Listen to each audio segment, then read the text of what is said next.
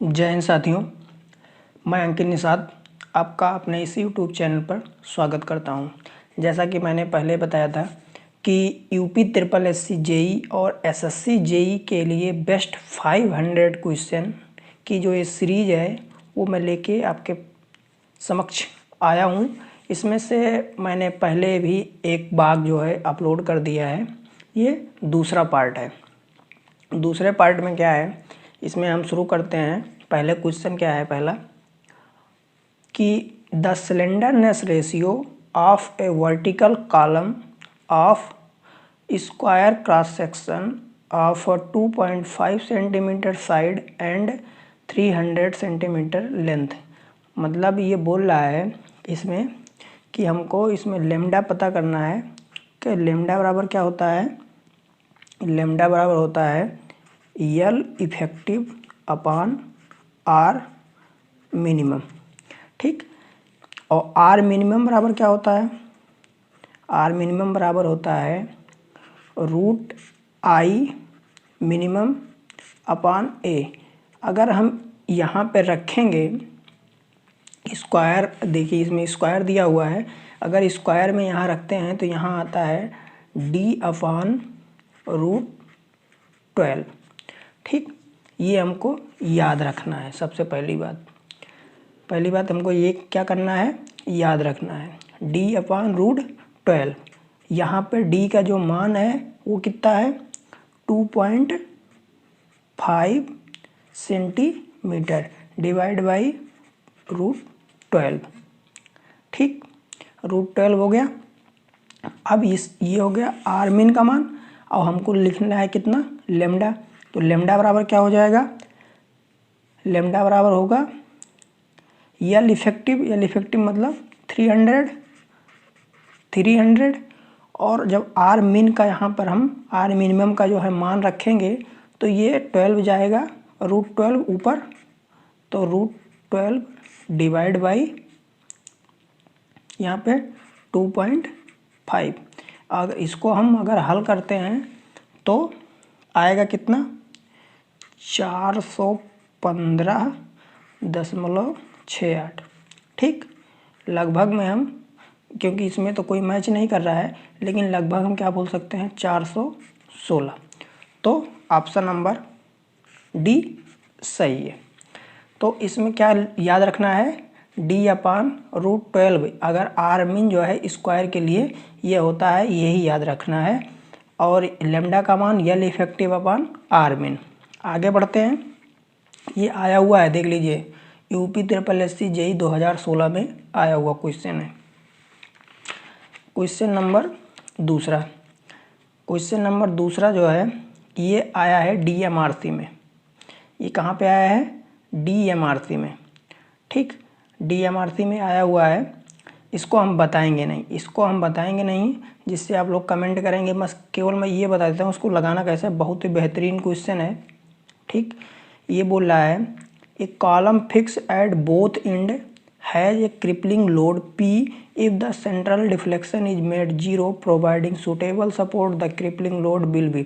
Crippling load का formula होता है P बराबर पाई स्क्वायर EI अपान EL इफेक्टिव स्क्वायर, ठीक। ये होता है क्रिपलिंग लोड का फार्मूला। तो इसमें एक बार जो है यल इफेक्टिव का मान L/2 होगा, और दूसरी बार L/4 होगा जब हम इसको 0 कर देंगे, ठीक है। इसका सेंट्रल डिफ्लेक्शन 0 कर देंगे तो L/4 हो जाएगा। इसको रख के और दोनों का कंपेरिजन करेंगे तो आंसर आ जाएगा। ये बहुत ही अच्छा क्वेश्चन है, डीएमआरसी 2016 में आया है। आप लोग लगाएंगे और कमेंट करेंगे। नहीं आएगा तो मैं अगली वीडियो में इसको एक्सप्लेन कर दूंगा कैसे आएगा। मैंने बता दिया, फिलहाल भी मैंने पूरा फार्मूला बता दिया, कैसे होगा ये बता दिया, आप लोग लगा लीजिएगा।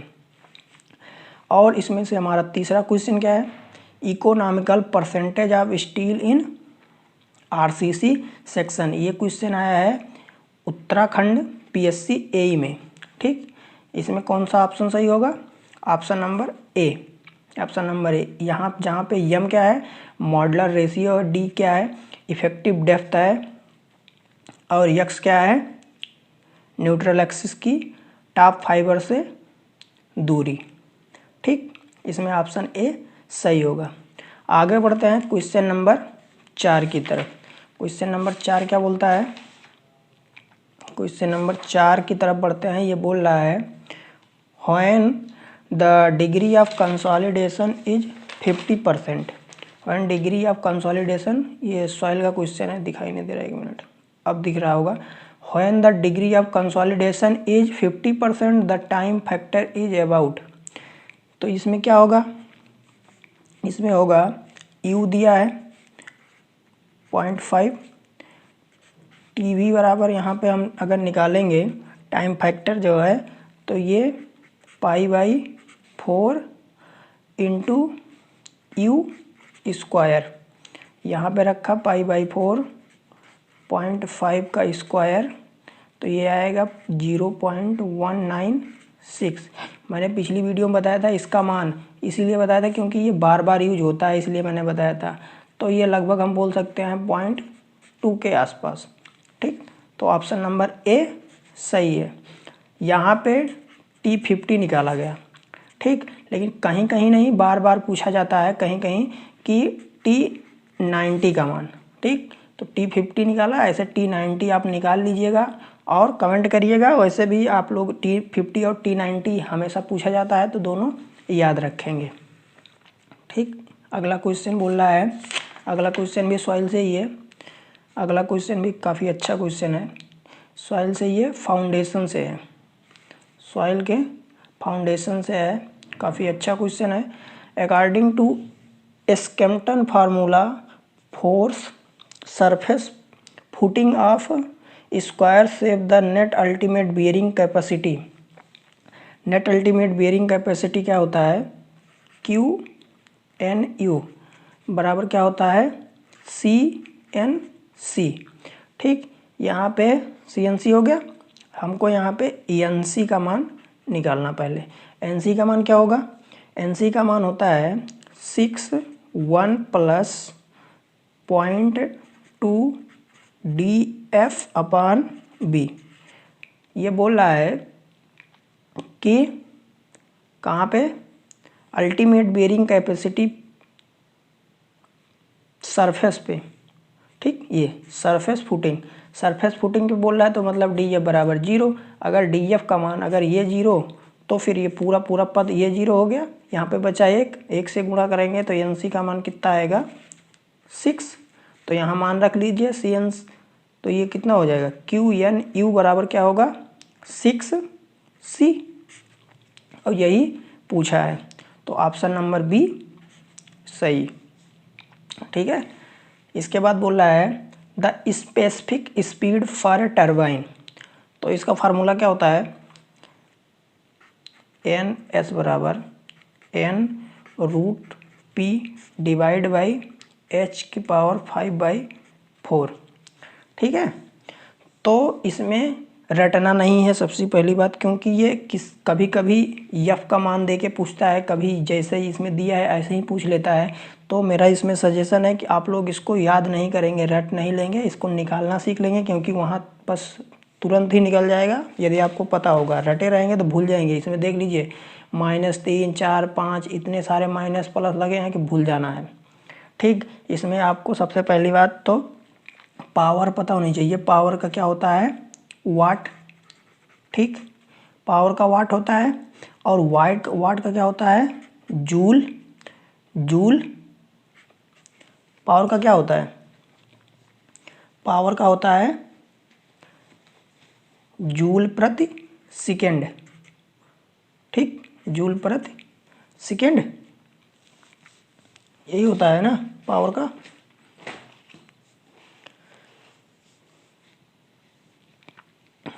जूल प्रति सेकेंड। ठीक, वाट का जूल प्रति सेकेंड। और जूल बराबर क्या होता है? जूल बराबर होता है न्यूटन मीटर। जूल बराबर क्या होता है? Newton metre. तो टोटल अभी अगर हम वाट को लिखें तो वाट बराबर क्या हो जाएगा? ये हो जाएगा न्यूटन मीटर प्रति सेकेंड। और न्यूटन किसका है? फोर्स का है। तो अब क्या हो सकता है यहाँ पे? फोर्स का हम यहाँ पे फोर्स एफ ही लिखा हुआ है तो एफ लिख देते हैं। तो एफ और मीटर का यल और टी, ये सेकंड है, सेकंड का टी होगा, ऊपर जाएगा तो t-1। ठीक, ये किसका हो गया? ये हो गया p का। ठीक है, ये p का हो गया। अब यहाँ पे ऊपर वाले में हम यदि इसकी वैल्यू रख देंगे तो क्या हो जाएगा? एन एस बराबर हो जाएगा एन मतलब प्रति सेकंड इसका होता है तो t-1 होगा, और पावर रूट में रखेंगे FL-t-1 इसका 1/2 और डिवाइड बाई एच की पावर कितनी है? एच की पावर 5/4 और एच क्या है? दूरी ही है, दूरी को हम यल लिखते हैं तो यल की पावर 5/4। अगर हम इसको अब हल करते हैं तो हमारा पहला वाला ऑप्शन सही होगा। तो इसको हल कर लीजिएगा, और इसको मैं बोलूँगा भाई इसको याद नहीं करना है, इसको इतना जल्दी में अभी मैं यहाँ बता रहा हूँ इसलिए थोड़ा देर लगी, लेकिन आप लोगों को पता होगा तो जल्दी से आ जाएगा। याद करके मत जाइएगा, नहीं भूल जाएंगे वहाँ। अब ये बोल रहा है, ये आरसीसी का क्वेश्चन है, ये आरसीसी का क्वेश्चन है, और ये जो है एसएससी में आया हुआ है, और यूपीआरवीएनएल में आया हुआ है।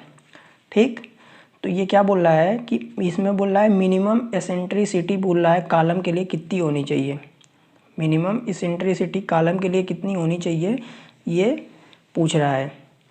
तो मिनिमम एसेंट्रिसिटी कितनी होती है? ई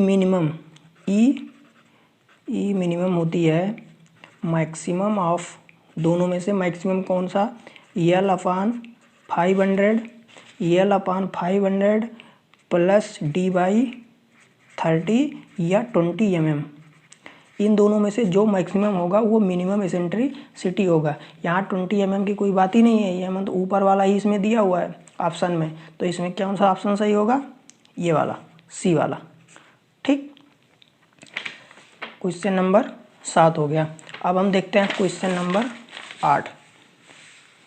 क्वेश्चन नंबर 8 बोल रहा है कि the workability of a concrete can be improve, बोल रहा है कि वर्केबिलिटी ऑफ कंक्रीट को कैसे इम्प्रूव कर सकते हैं, कैसे इसको बढ़ा सकते हैं। उसको बढ़ाने के लिए ऑप्शन दिया हुआ है, साइज को, एक जो साइज का एग्रीगेट है उसको बढ़ा के और छोटा करके, या फाइन एग्रीगेट को बढ़ा के या छोटा करके। तो हम देखते हैं वर्केबिलिटी कैसे निकालते हैं, सलम टेस्ट से निकालते हैं ना। सलम टेस्ट के लिए एक कोन होता है, कोन का कटा हुआ भाग ऐसे करके, ये होता है 20 सेंटीमीटर का, ये होता है 10 सेंटीमीटर का, और हाइट कितनी होती है? 30 सेंटीमीटर की। ठीक, ये कोन का साइज होता है, ये भी पूछ लेता है कभी कभी, ये साइज होता है। इससे हम निकालते हैं क्या? सलम टेस्ट करके निकालते हैं वर्केबिलिटी। अब ये यहाँ पे हम कंक्रीट भरते हैं, इसके बाद इसको रिमूव करते हैं, ऊपर निकालते हैं। अगर मान लीजिए यहाँ पे बड़े बड़े एग्रीगेट होंगे तो उनका क्या वेट ज़्यादा होगा, तो जब इसको हम निकालेंगे तो वो नीचे चले जाएंगे। तो अब हम सलम पर जब नापेंगे तो सलम क्या बढ़ा हुआ आएगा, इसलिए हम क्या ऐसे याद कर सकते हैं कि भाई increase the size of aggregate. अगर एग्रीगेट का साइज इंक्रीज कर देंगे तो वर्केबिलिटी अपने आप बढ़ जाएगी। अब आता है क्वेश्चन नंबर 9। क्वेश्चन नंबर 9 बोल रहा है कि स्प्लिट टेंसाइल स्ट्रेंथ का फार्मूला क्या होगा। तो इसका फार्मूला क्या होता है? स्प्लिट टेंसाइल स्ट्रेंथ का जो फार्मूला है वो होता है 2p/πdl, 2p/πdl। ठीक, 2p/πdl। ये जो होता है, जैसे हम यहाँ पे एक फार्मूला और आपको बता दें, फ्लेक्सुरल टेंसाइल स्ट्रेंथ की FR बराबर होगा 0.7√FC के।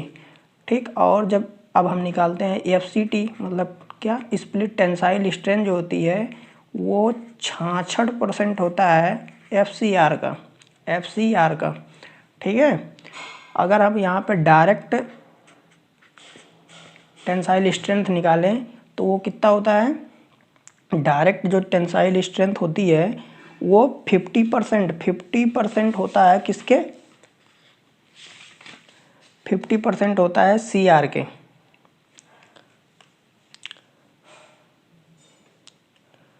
ये जो CR है उसका 50% होता है डायरेक्ट टेंसाइल स्ट्रेंथ। तो इसमें से इन सबसे पता चला कि सबसे ज़्यादा कौन सा होता है, FCR सबसे ज़्यादा होता है। उसके बाद क्या होता है, FCR के बाद आपका आएगा स्प्लिट टेंसाइल स्ट्रेंथ FCT। उसके बाद क्या आता है, सबसे कम जो होता है OFD मतलब डायरेक्ट टेंसाइल स्ट्रेंथ।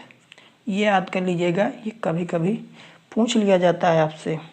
ठीक, आगे क्या है, आगे लाइम का क्वेश्चन है। जब fat lime can be used, fat lime कहाँ पे यूज किया जाता है, लाइम मोटार में, लाइम ट्रेसिंग में, या डिस्टेम्पर में, या किसी में नहीं। तो लाइम मोटार में तो यूज नहीं होगा फैट लाइम। फैट लाइम का यूज जो होता है वो डिस्टेम्पर में होता है।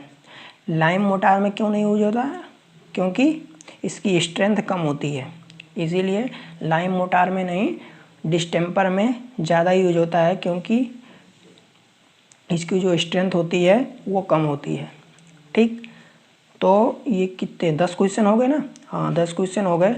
आशा करता हूँ आपको ये क्वेश्चन काफ़ी अच्छे लगे होंगे। अच्छे लगे हैं तो आप कमेंट करिए, लाइक करिए और चैनल को सब्सक्राइब कर लीजिए। धन्यवाद, और बेल आइकन दबा दीजिएगा, नहीं तो पता ही नहीं चलेगा। ओके बाय, धन्यवाद।